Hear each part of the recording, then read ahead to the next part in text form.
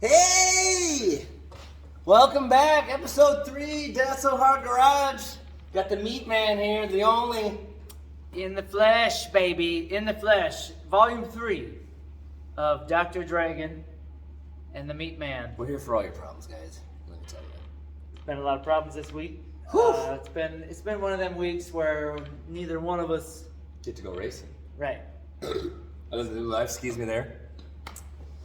Yeah, other than through life.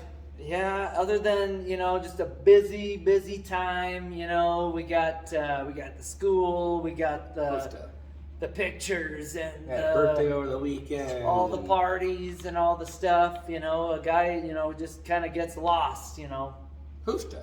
when there's all these activities, that and with school, you always got to make sure that your little hombres and your little niñas are, they're Bathed. Bathed, yes. Brushing their teeth, flossing. Oh, my wife is so dedicated to that. You always want to make sure that your no kid... cavities. Yeah. We just went to the dentist. Me and Harry went to the dentist yesterday, and aside from a little side banter, a little bullshitting, they told me that hey, great job, whatever you're doing or not doing, it's working. And I told Harry, hey man, just like the boogeyman, you don't brush, like you're gonna lose them, like it's just that's a real thing, that's.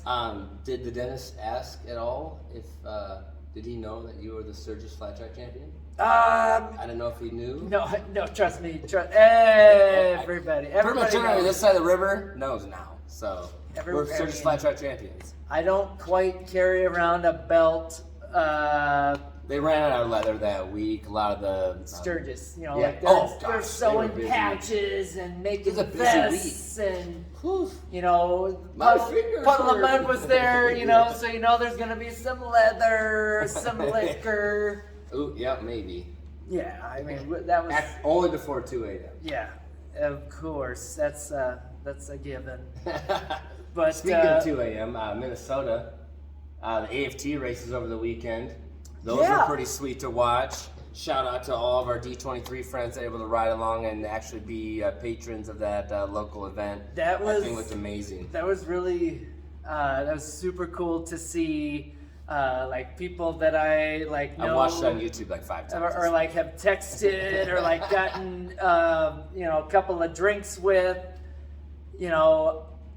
To see all your boys out there. To see them on TV. Sweet track. Track looked super awesome. That is when something. It finally came to Mother Nature. That's something that I like. I'm 35. Got Hair Bear. He's racing. He's full swing. He's ready to boogie. But that's still a goal of mine, maybe. Could be. Mine too. Let's talk about that. I'd like to be on a bigger stage. I mean, I'll race anything, honestly. We are obviously, flat track champions. We've been on the news, multiple media sources. But we start at the bottom. Exactly. Start at the bottom. I would have fun. I would never expect to just walk right in and just, take over a championship. I wake up every morning and kind of like I did in the ice racing season of yesteryear. I built this bike. Yeah, He's a hell of a mechanic. You have to have help. That's the truth. Have help. Yeah, you're absolutely right. He's, it's always, it's his idea. Or his. And he's like, hey man, we both like to shit around. Let's go fast, turn left, and do it in front of people. As long as they come out and wear coveralls in the wintertime. Yeah, sometimes you wear coveralls, sometimes you don't. Sometimes it's a little bit warmer. Yeah. But back to the goals. I kind of want to be. I want to try. Kirk Wellman let me try his XR500, as we all know, back in the last New Ulm race. I felt like you rode the hair off of that. And tell me more. It rode the hair off of me. I'm still trying to grow it back on this corner over here. Yeah, give it a while. Me and Dee's got pretty. I don't know. Well, I like to kind of get onto a bigger platform. I might even shove an XR500 in my XL frame. You know, I'm all about the power to weight. I'm into the math. You know?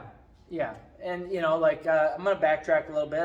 I feel like, you know, after looking at all the photo evidence, all the, you know, the pictures and everything, you know, like, Dietz is a guy that nobody wants to cross up with, which is why we try to. He's been faster than me all year on my XL. Yeah, exactly. He's first place in points and all that. Like, nobody's trying to go out there and like try to do anything to anybody. Like, no one's trying to get hurt. I think everybody should know that by now. But you know, at the same time, you know, maybe the Honda had the line.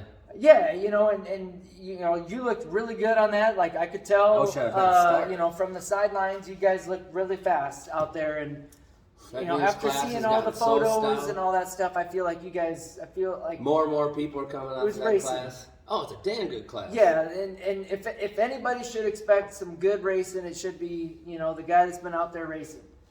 And yeah, he's got a class. Big fast bike and vintage class is like your bigger Mad Dogs.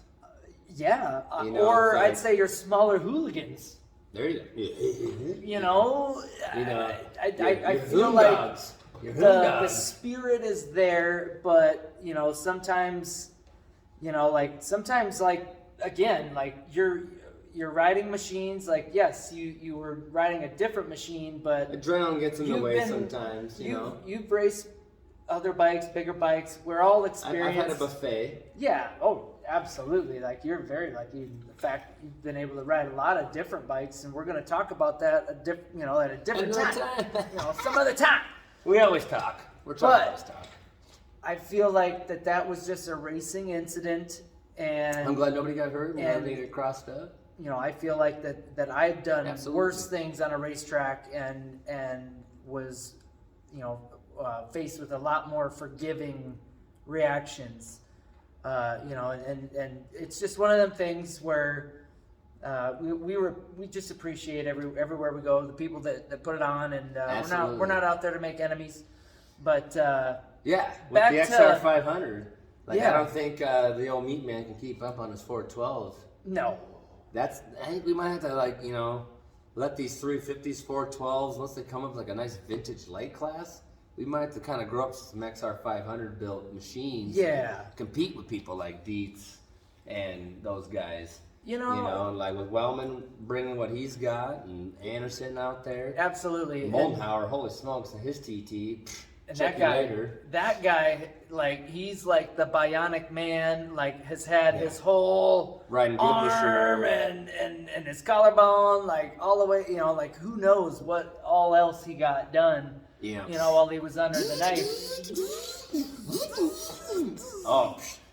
But either way, he's gotten first place pretty much every single race since. I've been rubbing off on him. I mean, I think he's been kind of getting some of that sauce from me. Or maybe it's, you know, Jillian. I saw her on TV. She was ripping. Oh my gosh. Hey, Bill Train Race, super cool. Yeah, Bill Train Race, super rad. Anything that they can do to help the sport Don't out. stop. I appreciate that they do a lot of that stuff because, you know, it really brought Royal out there. It's given like everybody a whole new window. Yeah, like Royal. Everybody's coming out with a new idea. Everybody's building something. Yeah, Royal Enfield. Everybody wants to be on the dirt. Deal.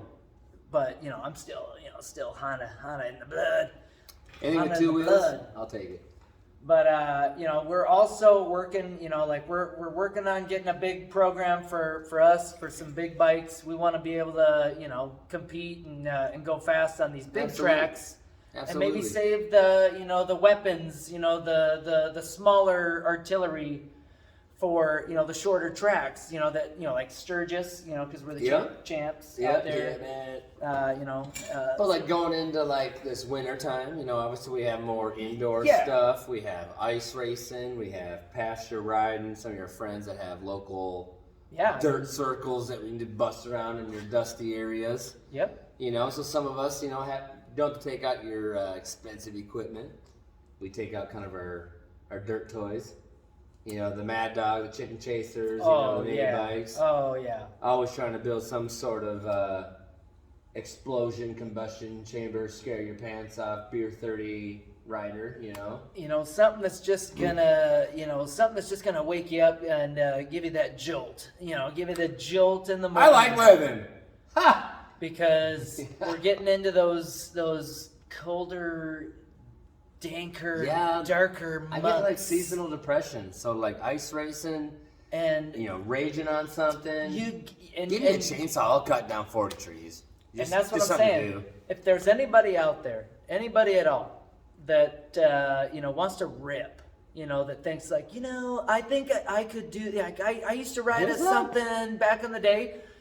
Get at us. Yeah. We have machines. Machines for days. We have machines all over the place. These are just a couple. That's just a couple of them up there. There's some up there in the rafters and we'll build one for you. You got one sitting in your garage that needs work? We'll make it happen for you. We'll make it work. It's one of them things where we just know what the hell we're doing when it becomes to. If we don't, we'll ask. We're humble. Going fast. That's how we learn. And just hauling ass. And having a blast. Again. But I wanted to bring up the other thing. There's a race coming up that's indoors. With with Peterson. Petersons are putting it together. Thanksgiving.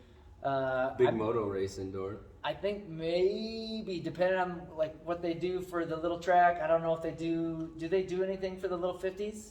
They ride that. They ride the indoor. So like.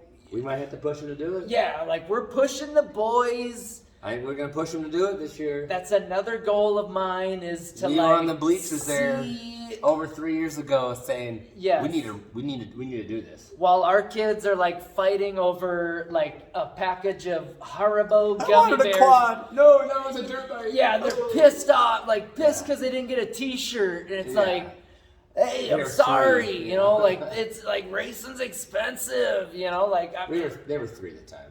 Well, we didn't really, yeah, it's like you your get vest a T-shirt. Yeah, my flannel. I just got off of work. Hey, what do you think? I got that meaty Swayze going on right now. It's like business up in the front, and then just like a little bit of that cutlet in the back. I don't know. I think it's a little more Point Break Swayze. Well, more Point Break-ish. Yeah, I was thinking Dirty Dancing with just the way things have been around. Around the racetrack, around the homestead. Yeah, within Jordan's dirty in there. Yeah, I mean, it's been, speaking of Jordan, everything's healed up. Yeah. I'm fine. Don't ask the orthopedist. I was on the phone with them for too long. They basically shut me down, and I never. Doctors only know so much. Yeah, I never made that appointment. They can tell me that when I break it the next time. Yeah, that's when we'll add the bolts and the hardware. But here at Dancing Hardware, we're always trying to help someone out. So if you're looking for a garage, we got you. If you need a dad, maybe we can help you. We're here to support our local community, and we just want everyone to know that it's because of you guys. We started because of you guys. Yeah. You let us all in. We thank every one of you. Absolutely. Meatman, it's been another pleasure here. Yeah, man. That was a good time. Good run. Yeah. I can't Volume wait for the 3 next down. one. Yeah. Volume 4 will be coming at you real soon here. That's our garage.